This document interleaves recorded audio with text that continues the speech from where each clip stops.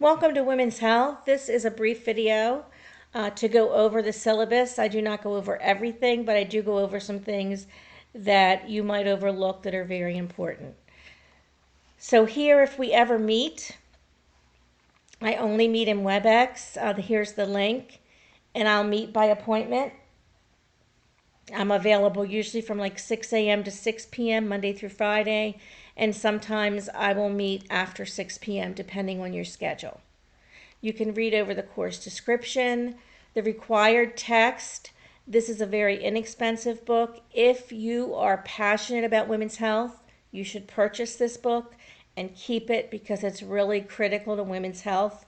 It's something you should have if that's your passion. If not, there are free links in Blackboard. The next thing to go over are the course objectives. This gives you a really good idea about what we're going to cover. There's all kind of policies in here. Here's online classes, excused absences, which would be important if you were going to be late turning an assignment.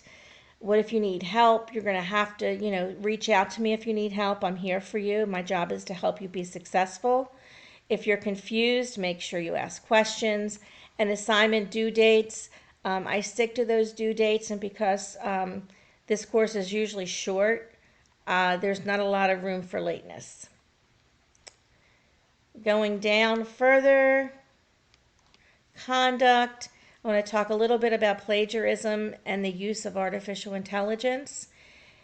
I don't use AI checkers because AI is coded or written. The codes are written that AI writes in a very specific sequence, in a very specific way, using specific words. And so AI to me is very obvious. It's not usually written in a way that any of you would normally write.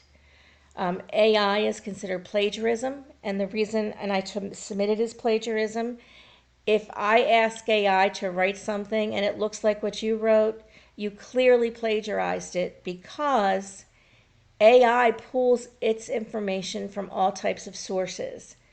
So if you're using AI, that means you're using other sources and not citing them. And that is what plagiarism is. In this class, what's not plagiarism is using your work from within the class to help you finish your project.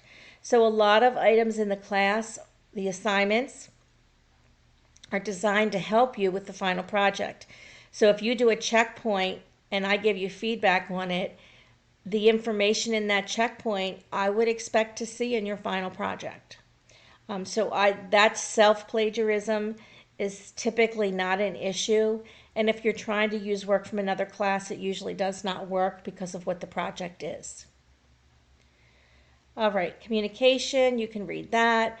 This tells you how much the assignments are worth, each one of them. You see we have online assignments, discussion boards, reflections, and a final project. And as you can see, your final project is worth about 1/3 of your grade. So it's extremely important that you do well on that. Okay, you can read the descriptions of the assignments here. The one that I want to talk about a little bit is the final project.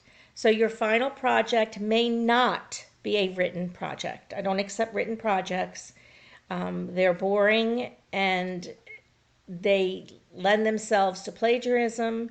And so your final project will be on a topic, of women's health topic. And there's a list here of things that people might choose. Or you can come up with another option and just submit it in your first assignment for approval. All projects, no matter what they are graded on correct content, appropriate material for the format chosen, historical elements are addressed, diversity of women is addressed, and spelling and grammar sources are addressed. So these are some examples of projects that you might want to do. You can write a letter. And in this case, your audience is whoever you're writing the letter to. The rest of these, critiquing current advertisements is very difficult for most topics. It's only relevant for a few topics. Here are some other ideas: creating a podcast, a brochure, slide presentation, which is usually not a good idea, infographic, a media advertisement, or other approved formats as you ask. For example, one semester somebody asked to do creative writing, like poetry, and I approved it. All right, so what's very important here for you to start to think about is this concept of your specific audience. So if you're approved to create a brochure on diabetes, and you have to choose a specific audience. So if you were to do a brochure on diabetes type 2 for Hispanic women living in rural U.S., that brochure would have different information and would look different than if you were creating a brochure for upper class white women living in urban areas. So this specific audience does dictate a little bit about what's in your project and how it's presented. I give 1 extra credit assignment, so if you're concerned about your grade, you can consider doing that.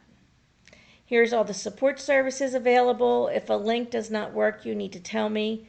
They work in the beginning of the semester, but sometimes they stop working. And then finally, here is a layout of the class. It tells you the unit, the dates, everything you submit is due at 11:59 p.m. and it tells you over here things that are due. And then at the end, just sometimes people like to see it like this. Here's a calendar of when things are due, so you can see most of your assignments are due on Sundays, Thursdays, or Tuesdays. There are exceptions, but that's when most of the assignments are due. Again, if you have any questions during the class, please make sure you reach out. Women's health is my passion. Hopefully by the end of the semester, you're at least passionate about women's health, almost as passionate as I am, or even maybe more passionate than I am. I look forward to working with you, and please remember, reach out if you have questions.